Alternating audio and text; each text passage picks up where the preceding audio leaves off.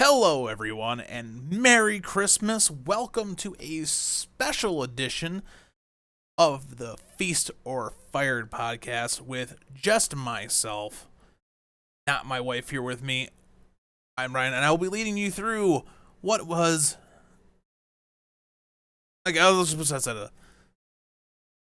Usually on the Feast or Fired podcast, we covered 20 years ago in TNA. Total Nonstop Action, Impact Wrestling, whatever you want to call it. But today, because TNA took the week off and they took next week off, we'll see if I can get something else done for that. But this week, TNA took it off 20 years ago. So we're jumping another 7 years into the past to cover WWF's In Your House number 5 Seasons Beatings. And I will say, this is like, it's such an interesting thing to see. Just this 7 year gap between the season's beatings and where we are at in TNA, because like wrestling today resembles TNA from 20 years ago so much more than the TNA from 20 years ago resembles the WWF from only 7 years before that. And it just kind of shows just how drastically the Monday Night Wars and the Attitude Era shifted and changed wrestling in ways that are still prevalent today. It's a really interesting thing to see. We're going to be seeing some very familiar faces if you've been following us through our TNA reviews, but there are going to be other faces that I don't think we ever see in TNA as well. So there we go. We're going to get into this and cover this pay-per-view special, the 5th In Your House ever. Now, the actual show itself took place December 17th. It wasn't on Christmas, but it was the holiday theme. They had a Santa there. He was passing out gifts.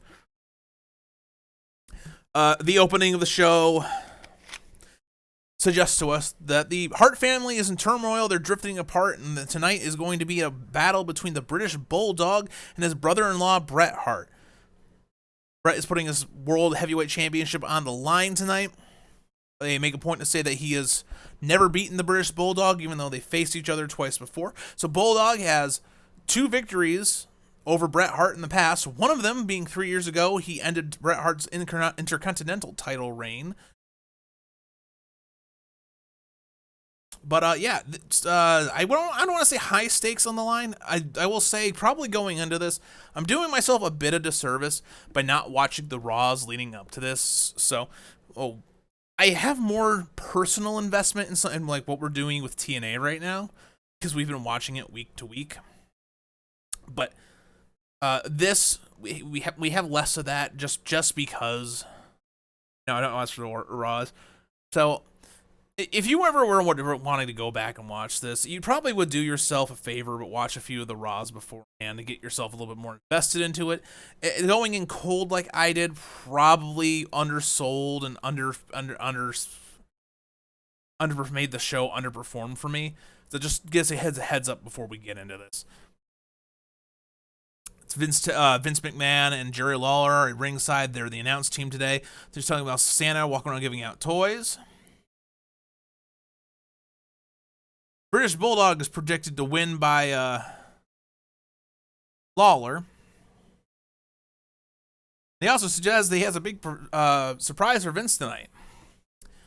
We get right into the action. Match number 1. 1, 2, 3 Kid and Sid, Psycho Sid Vicious, whatever you want to call him. Sid Justice, he's been called it before too. With Ted DiBiase versus Marty Jannetty and the Intercontinental Champion Razor Ramon. We can't know that Goldust is in the audience watching the entrances. Not sure why, and it seems like he blows kisses at someone, maybe Razor Ramon. I didn't know at the time that they were building something for these two, so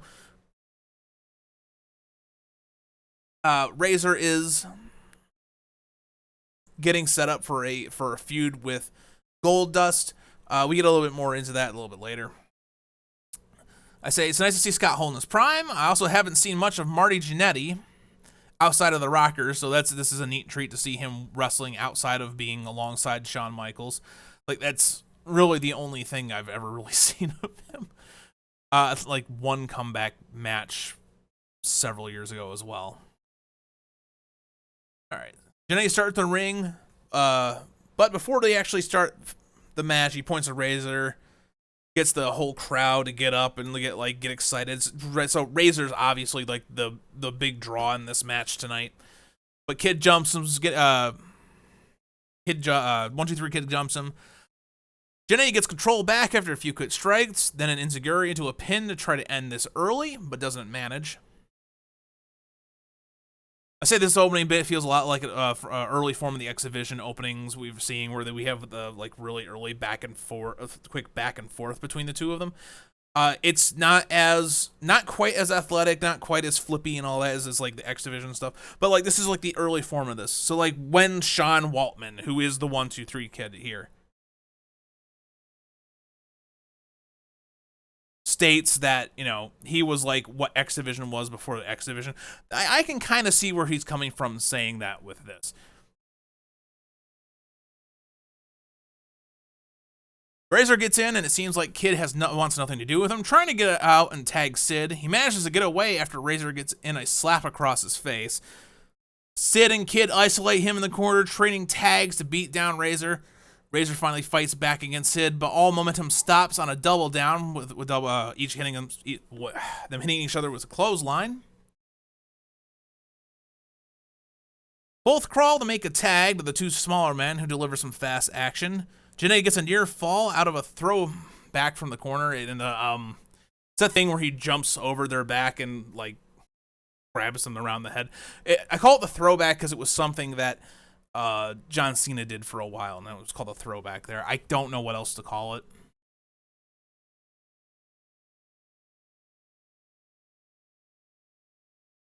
Jannetty follows with a camel clutch while we get a cut to attempt an interview with Goldust. Goldie has some very suggestive words about Razor. He asks the interview to deliver something to Razor later. Looks to be just like a note.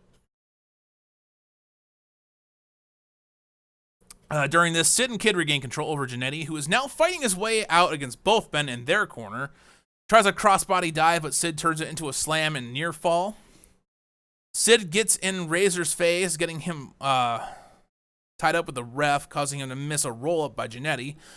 Another cheap shot gets Razor distracting the ref again, so Sid and Kid can do some double team on Jannetty. Jannetty fights his way out of a chin hold, trying to fight back against Sid. A few more tags between the two heels. Jannetty finally gets a break, dodging out of a move in the corner, getting Kid to go ass first into the top turnbuckle. Double hot tag from Razor, getting the best of the two. He whips Kid into Sid. Hits a fall away slam on the 1, 2, 3 Kid. And then he goes for the Razor's Edge on Sid, but gets flipped over his back for his efforts. Sid follows us up, missing his leg drop. A dodge in the corner and hits... Razor dodges in the corner and hits his bulldog on Sid for the win. Following this, Razor does try to hit the Razor's Edge on the 1, 2, 3 Kid, but Sid manages to pull him out of the ring for the save. Overall, this match was a pretty good bout. Everyone here giving their best. Obviously, Sid Vicious is just not that great of a wrestler.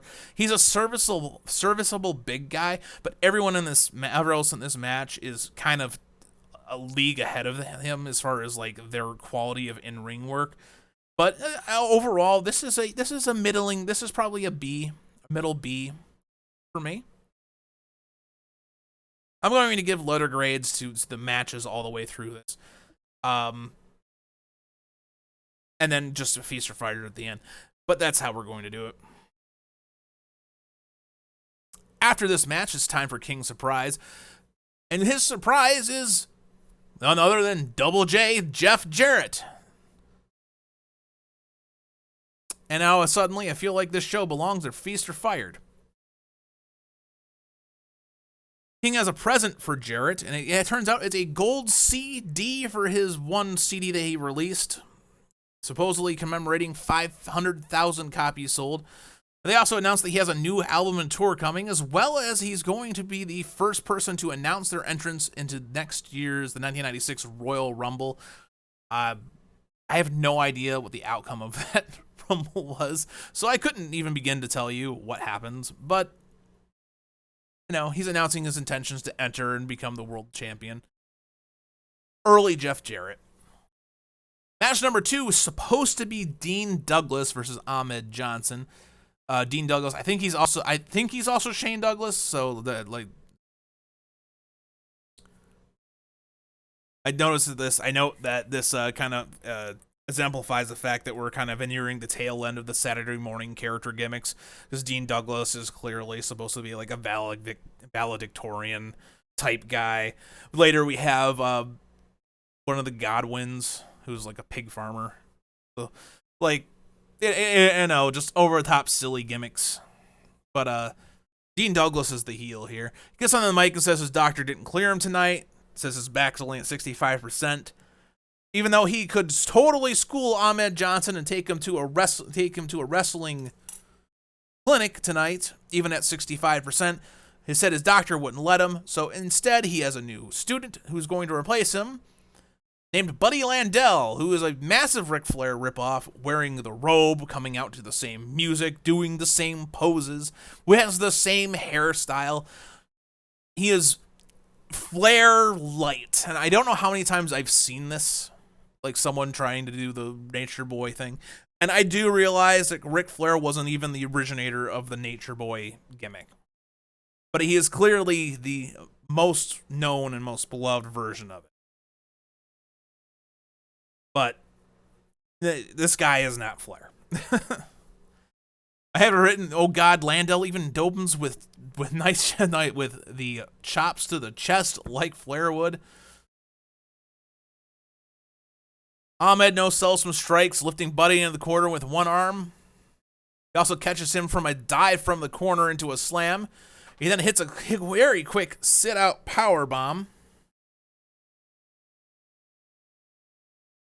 for the win. This was a very, very fast squash match for Ahmed Johnson. Ahmed then goes steps out of the ring and grabs Douglas's paddle, because like the paddles they used to use to spank kids at school, as he carries one with him, and he smacks Douglas across the ass, and then he runs off. King gets up to go interview Ahmed after the match. King asks Jarrett if he was impressed. He says he wasn't. Ahmed gets quickly sick of the taunting coming from King and Jarrett, calls Jarrett a fake, and as he's running down King with his mouth, Jarrett attacks him from behind with the framed golden CD, and then hits him with a chair. Eventually, Ahmed chases Jarrett to the back after no-selling some punches, and I have to assume Jarrett's dead now. I don't know. So I intend to keep the joke running. Like, we keep getting these, oh, Jarrett's about to be died moments, and I love it. All in all, this match is a D-. There's barely anything to mention of substance here. It's a short squash match. It does the job to put Ahmed over, even though I know Ahmed is famously not very good in the ring. I don't understand the point of it. It was just a time filler, and we didn't need it.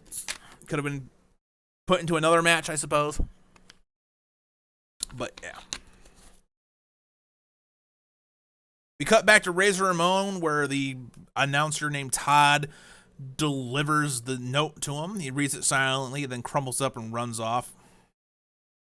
Then we cut to see pigs outside the ring, and I don't know why there are pigs. We get announced that Hillbilly Jim's a special referee. I don't know what a pig pen match is. And then we were told you lose when you get thrown into the pig pen. The pig pen is completely separate. It is down. Okay, there's like the entrance. There's the ramp leading to the ring, and along that ramp, up close to like where the entrance stage is where the pig pen is. So there is like a good, I don't know, 10, 15, 20 feet they have to go up the like entrance way to get to the pig pen from the ring. But they start in the ring and they fight their way there.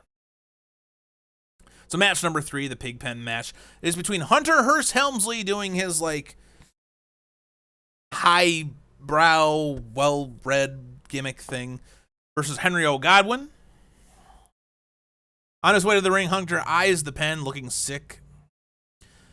Then Godwin comes out with some buckets. I guess they're filled with pig slop. Hunter does avoid the first bucket, pulling someone from the ringside in the way and gives him a chance to jump Godwin. Hunter, once they get in the ring, Hunter fails to get control. At first, he rolls out of the ring and gets some distance, and then coming back in, he again fails to get control and gets tied up in the ropes. This gives Godwin a chance to rub some slop all over his face. Hunter comes back right after that and starts beating up Godwin in the corner. He hits a net breaker in the center of the ring before a knee and gets into some pounding in the center of the ring. You know, like shots with the, punches and stuff. After Godwin walks into a high knee, he rolls out of the ring. Fighting outside the ring, a failed whip gives Godwin a chance to ram Hunter's head right into the ring steps. He's got him like wrapped around his head like it's a headlock and like runs him into it. He picks up Hunter and carries him up the ramp. I would say ramp though, it's really just a straight walkway. They both end up fighting next to the pig pen. Godwin was whipped into the gate, which is bent badly by him. There's a good like bend to it. It's not like more than like, how do I say it? It's not like a 90-degree bend. It's more like, like 130, something like that. It's really hard to describe, but it's noticeable enough. Hunter sets up for the pedigree, but he gets back body dropped, almost going into the pen, but he actually manages to stay on top of the fence there. He leaps off onto Godwin and starts crawling his way back towards the ring. They both get back in the ring. After an attempted monkey flip, he gives Godwin a chance at a reversal, lifting him up out of that and dropping Hunter right on his face. I see Hunter getting whipped in the corner. I see him do that like roll up into the corner thing that Flair does, and I've never seen Hunter do that before. This is also when Hunter was like more lean, so I guess maybe that'd be part of the reason why he doesn't do it. It might also be because of the injuries he got, so I don't know. Gets a second whip in the opposite corner, falls out of the ring again. They fight each other up to the pig pen again. Godwin goes to do an inverted DDT, but which I think is the slop drop, and Hunter uses the railing to stay out of it. Whip reversal, and Hunter goes back first into the pig pen gate. Then Godwin hits the slop drop right outside the pig pen. Godwin then goes for a clothesline with Hunter like propped himself up on the fence. Hunter, though, manages to duck it. Back body lifts Henry Godwin over the thing and drops him into the pig pen, winning the match and maintaining his undefeated streak. Even though he won the match, though, he gets into it with Hillbilly Jim, who shoves him back into Godwin's grasp, who then pulls him over and drops him face first into the pig pen. It was at this moment that I actually noticed that apparently when he got whipped into the gate, Hunter had cut his back. So now he's in this fucking pig pen. There's actual pigs in there. There's mud. He's falling, slipping, sliding all over, falling over and over again. And even though he won this match, I think he needs to immediately go to the back and get some disinfectant. What am I supposed to say about this match? There's nothing really that impressive to say. It was fine for what it was. It was more of a gimmick to just put butts in seats just to see the novelty of the pig pen match. Obviously, wasn't very good. D+ at best, maybe C-, somewhere in that area. I could have done with a far better match, but this is what we got. You see Vince and Jerry discuss the Royal Rumble a little. They won't really get into it that much, though. And then we get the video package of Diesel and Owen Hart, which is our next match coming up. Match number 4, Owen Hart versus Diesel. I guess Diesel just has a problem with the entire Hart family right now. That's kind of what we're being told here. The reaction from the crowd and everything makes it seem like Diesel's supposed to be the face here, but I'm not certain about that, especially with how things end tonight. We'll see. The match starts, Hart slowly getting backed into the corner. He tries to slip out, but is caught and thrown back into it, getting elbows and punches. He then gets grabbed and thrown halfway across the ring, then hit with a sidewalk slam with authority. Owen tries to turn things around with a float over, but Diesel powers out of the corner. Owen gets caught walking away from the ring and thrown back in. As I said here, I guess I don't know who the heel is. Owen dodges a big boot and turns things around. Now we're working on Diesel's knee, putting it in several holds and different maneuvers to damage it. This doesn't actually play into the finish, though. After another hold attempt on the leg to keep working the knee, Owen gets kicked off and gets thrown into the corner turnbuckle or corner ring post from inside the ring. You know, he goes between the turnbuckles, hits the ring post.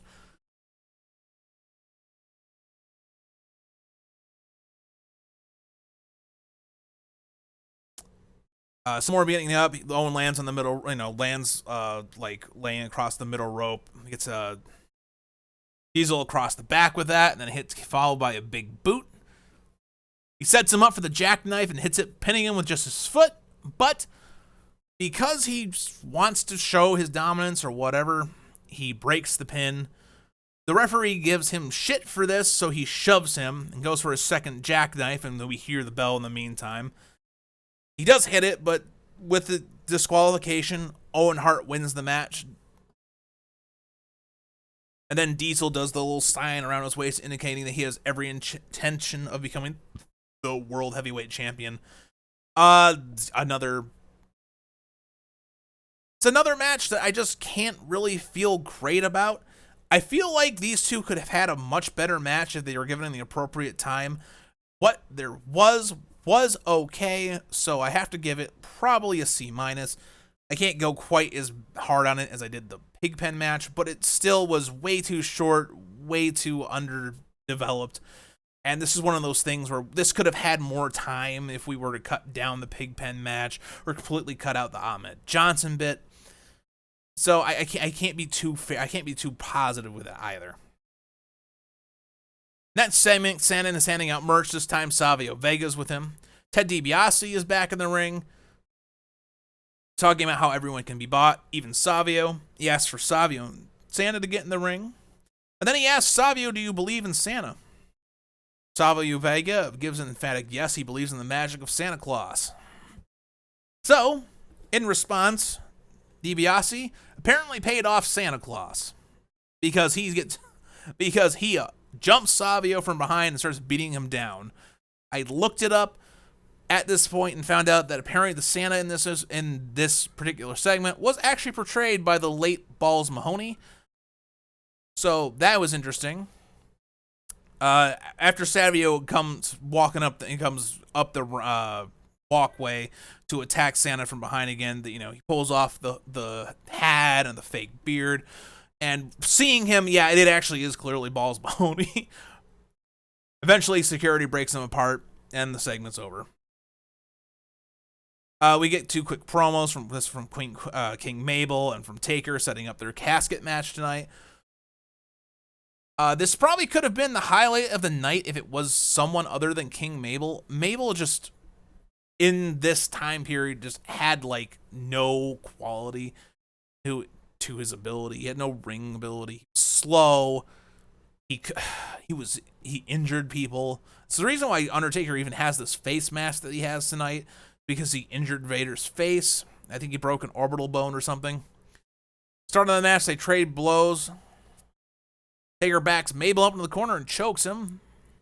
Whips him to the other side and hits him with a big splash in the corner. I just noted that this Mabel moves so fucking slow.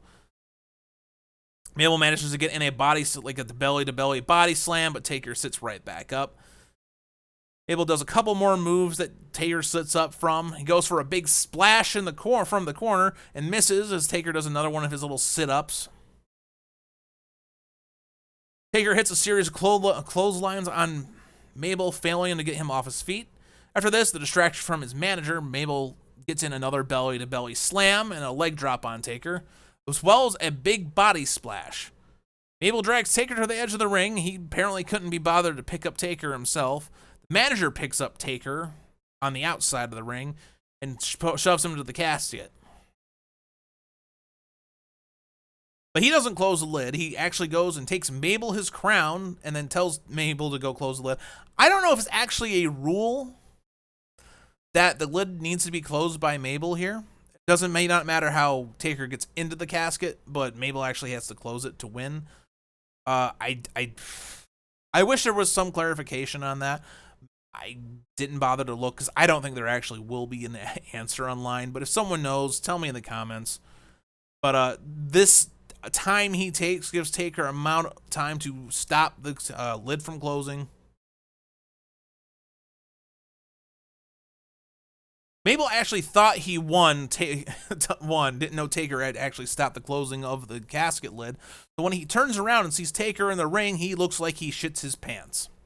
Not literally, but he's got that look on his face. Taker finally gets Mabel down with his flying clothesline. He then hits a choke slam on the big guy. He then boots Mabel right in the back of the head right after this and sends Mabel tumbling headfirst out of the ring and into the casket. Apparently, this put Mabel down for good. Because he went to go close the lid, the manager attacks Taker from behind to stop him, but he gets a clothesline for his efforts. He then rolls the manager into the casket with Mabel, climbs into the casket with them to grab the gold chain that he had there, which apparently, I guess, was made from Undertaker's urn. So you guess he's reclaiming the power of his urn there. And he slams the lid with both inside. Getting back in the ring, he makes the sign indicating he is now also interested in the World Heavyweight Championship. This match, again, would have been better with someone else, someone other than Mabel. It's really, really hard to take a match where a guy has such limited movement and such limited moveset, and he really can't do anything with him, and you're always worried watching him that he's just going to hurt someone. It really takes down the match, and I can't do anything more than give this a D. Taker's had better casket matches. He's had better matches in general. Even the Heidenreich match was better than this. Overall, though, it's just not great. Get a quick interview with Bulldog. He says he beat Bret twice and thinks he'll do it again. Then we go to Todd with Bret. Tonight he says he has to prove that he is the best in the world and finally beat his brother-in-law. Basic stuff. Match number 6, the World Heavyweight Championship match. British Bulldog versus Bret Hart. This is definitely the match we're here for, the main event, the match of the night. And the one I probably have the most notes on. I got like a page and a half. Anyways, collar and elbow tie-up ends with the Bulldog shoving Bret off. They trade holds and reversals a bit. Bret is working on Bulldog's arm and won't let go of him, even holding on through a scoop slam. Bulldog finally breaks away, but gets caught by a cross body by Bret. He keeps control after the atomic drop, going back to another hold. Bulldog finally breaks away and catches Bret with a knee off a whip. Puts Bret in the Tree of Woe and delivers some kicks in the corner, accidentally knocking down Hebner in the process. I don't know if that was planned, but it happened. Falling out of the corner and crawling to the center of the ring, Bulldog keeps delivering blows and then puts Bret into a sleeper hold. Bret fights out for a bit, trying for a crucifix roll up on the Bulldog, but then he drops him, but he falls down his back, landing on top of Bret for the reversal, and then hits a leg drop and returns to the sleeper. Get told at this point in the match that apparently at the Royal Rumble, The Undertaker will be #1 contender and face whoever wins this match tonight. Cornette gets in a cheap shot with his tennis racket on Bret. Jim Cornette's down at ringside. Apparently he's British Bulldog's manager at this time. After a couple of near-fall attempts, Bulldog returns to his sleeper. We do keep cutting to a side-by-side picture of the match and Bret's sister who's watching. It makes me think that she'll play a role in this finish, but it turns out that I was wrong on that. I guess they're just trying to sell up the emotion, even though she, for the most part, has a static look on her face. It's a look of concern for the most part, but she just holds the same look. It's better than what we get with Dixie Carter later, but it's still not very reactive. It doesn't really add anything to the match. Bulldog has Bret in his side headlock. Bret tries to shove him off, but Bulldog manages to hang on and pull Bret back to the match. Bret gets some momentum off the combination, leading to a monkey flip and an atomic drop. Then hits running Bulldog and gets a near fall on the British Bulldog. Bulldog has a little bit of a fight back, but walks into a pile driver. Bret getting another near fall. Bret gets Bulldog down in the center of the ring and drops the forearm across his face for the from the second rope. He sets up Bulldog in the corner, trying to go for the superplex, but Bulldog stops him and drops Bret crotch first onto the ropes. Bulldog strikes Bret from behind outside the ring, making him fall into the ring steps. At this point, I think this is when Bret got cut open. He is bleeding for the rest of this match, and bleeding quite a lot. There is blood all over the place by the end of this match. Bulldog picks up Bret and slams him spine first into the ring post. Bulldog then hits his own pile driver in the ring, but Bret manages to kick out. A delayed vertical suplex to rush some of the blood to that bleeding forehead of his. Gets another near fall. He does then a gorilla press slam, another near fall. Bulldog then hits a diving headbutt onto Bret's ass. Not sure how effective it is hitting him on the ass, but it was another near fall. After that, he was selling his knee for a little bit. I don't know why. Doesn't really play into the finish. Maybe it was just to set up this next bit. Puts Bret into the bow and arrow, but Bret slips out pretty quickly and tries to go for the sharpshooter, but Bulldog manages to block that attempt. Bret tries to fight back, a shoulder block sending him rolling out of the ring. Tries to fight back, but a shoulder block sends him rolling out of the ring. Vince and Lawler keep talking about how Bret is bleeding and the ref should probably stop this match because of the condition Bret is in. Bulldog tries to suplex Bret back into the ring, but reverses that into a German suplex pin, but only manages to.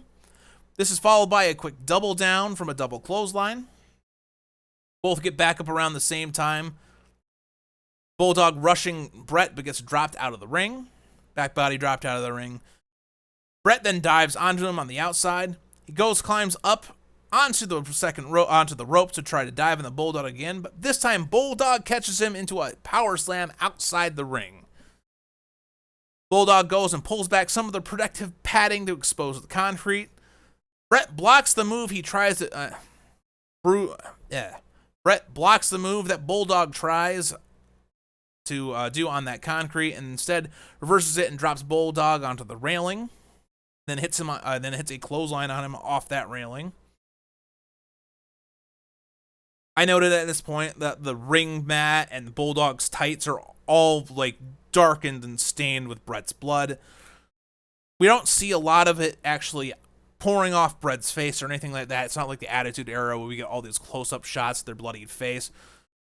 But just the amount of like red brownish spots all around the ring and how dark the ring is getting and stuff like that just goes to tell you how much blood Bret has lost at this point. Getting back in the ring, Bret is in control, throwing Bulldog around the ring. Puts Bulldog in the corner, sitting Bulldog in the corner again, and this time hitting his superplex. Hitman is slow to roll over for the cover and fails to get the 3 count. Only a 2 that time, probably because, took his time getting the cover in. Bulldog tries to roll up Bret like he did in the IC title match, but this time Bret was prepared for it and rolls through and gets a close 2 count. Bulldog walks into a boot in the corner.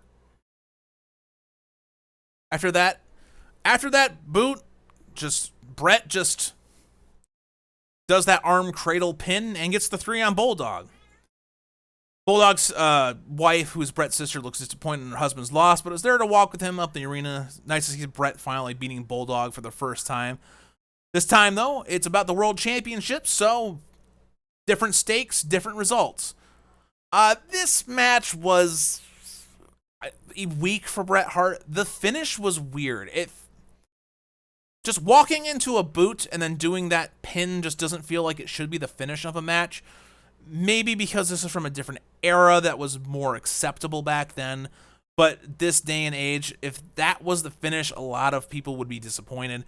I was kind of disappointed myself. I can't give this match anything higher than a B-, which, again, I think ties it with the first match of the night as far as quality goes. Before the thing's over, though, we do have one more segment. Todd in the back with The Undertaker and Paul Bearer. Paul thanks Monsoon. Paul Bearer, by the way, is another person we've seen in TNA recently, is Percy Pringle. With Razor Ramon, we saw him, Scott Hall, 1-2-3 Kid with Sean Waltman, / Six Pack. Now, we've seen quite a few TNA guys tonight. But Paul thanks Monsoon for the chance for the Taker to finally have a shot at the World Championship at the Royal Rumble. But Diesel takes issue with this and complains about it. And we get a stare down between him and Taker. So, I wonder what's going to happen with that in the near future. I'm not going to be covering the following Royal Rumble for the next thing. Let's finish up this show.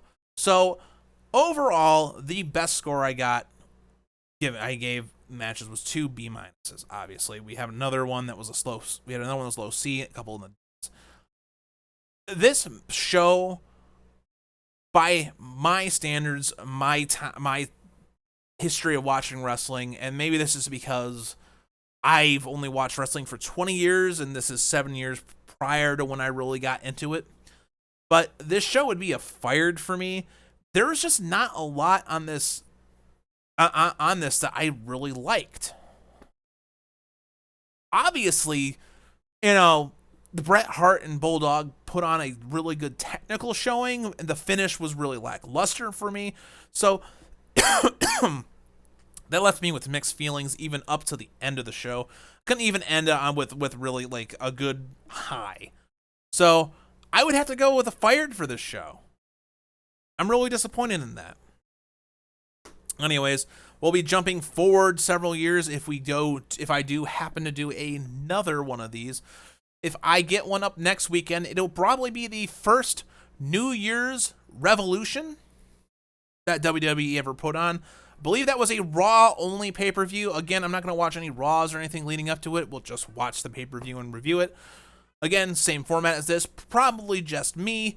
I'll give everything a letter grade, and then I'll say Feast or Fire at the end. But, once again, everyone, you have a Merry, Merry Christmas. Happy holidays. If I don't see you, Happy New Year. And keep on wrestling.